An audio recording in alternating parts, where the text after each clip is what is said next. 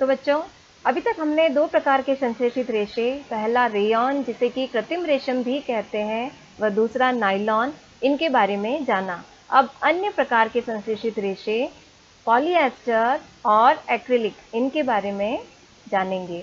सबसे पहले बच्चों, पॉलीएस्टर यह भी एक संश्लेषित रेशा होता है।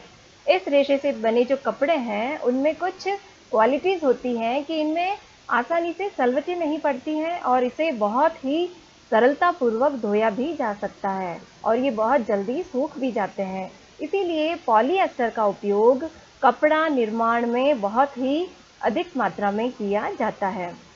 बच्चों, आपने बहुत से लोगों को पॉलिएस्टर की कमीज़ें और अन्य परिधान पहने हुए देखा होगा। टेरिलिन एक बहुत ही लोकप्रिय पॉलीएस्टर ही है।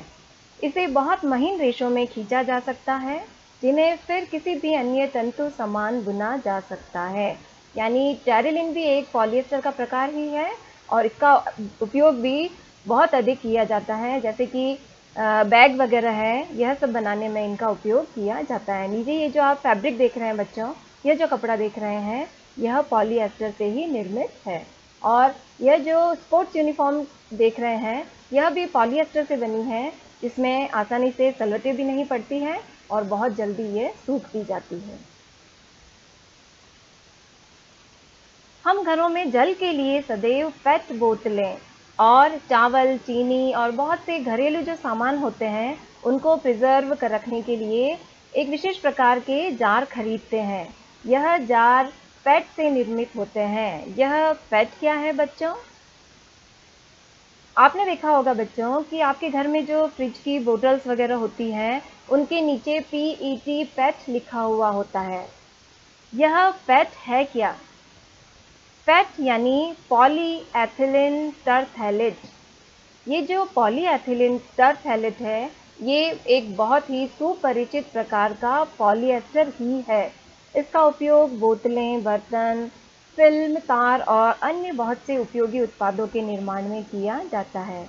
आप अपने आसपास पेट से निर्मित बहुत सारी वस्तुओं को देख सकते हैं। पॉलीएस्टर रेशा जो है वो किस प्रकार बनाया जाता है? जैसा कि नाम से ही आप लोगों को पता चल रहा होगा कि यहाँ पर पॉली प्लस एस्टर लिखा हुआ है।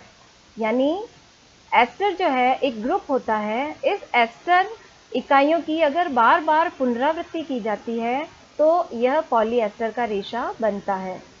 एस्टर वे रसायन हैं जो फलों को उनकी गंध प्रदान करते हैं। यानी फ्रूट्स जो होते हैं उनमें एक प्रकार की फ्रूटी स्मेल, एक मीठी सी गंध आती है, वह एस्टर से ही आती है। इससे निर्मित कपड़े पॉलीकॉट, पॉलीवूल, टेरिकॉट आदि नामों से भी बेचे जाते हैं। जैसा कि बच्चों नाम से ही पता चल रहा है, पॉलीकॉट। पॉलीकॉट का मतलब पॉलीएस्टर और कपास का मिश्रण। यहाँ पर नीचे आप ये जो गमछे देख रहे हैं, यह पॉलीकॉट से बने हैं। यानी ये पूर्ण रूप से सूती नहीं है, इनमें पॉलीएस्टर और कपास का मिश्रण किया गया है। वैसे ही यह जो फैब्रिक देख रहे हैं, ये जो कपड़ा देख रहे हैं, यह पॉलीवूल से निर्मित है। यानी पॉलीएस्टर और वूल दोनों को मिक्स करके इसका निर्माण किया गया है। अब हम बच्चों एक अन्य प्रकार का रेशा जो कि एक्रिलिक, यह भी एक संश्लेषित रेशा है, इसके बारे में जानेंगे। एक्रिलिक रेशा जो है वो हूबहू ऊन के समान दिखाई देता है और इसका अत्यधिक उपयोग शॉल अथवा कंबलों को बनाने में करते हैं। इनमें से बहुत से वास्तव में प्राकृतिक ऊन से निर्मित नहीं होते हैं, यद्यपि ये बिल्कुल ऊन के समान दिखाई देता है। यह एक अन्य प्रकार का संश्लेषित रेशा है जिसे एक्रिलिक कहते हैं। प्राकृतिक स्रोतों से जो हमें ऊन प्राप्त होती है बच्चों, वह अत्यधिक महंगी होती है, जबकि एक्रिलिक जो है रेशा, इससे जो ऊनी वस्त्र बनाए जाते हैं वो अपेक्षाकृत सस्ते होते हैं और विविध रंगों में उपलब्ध भी होते हैं।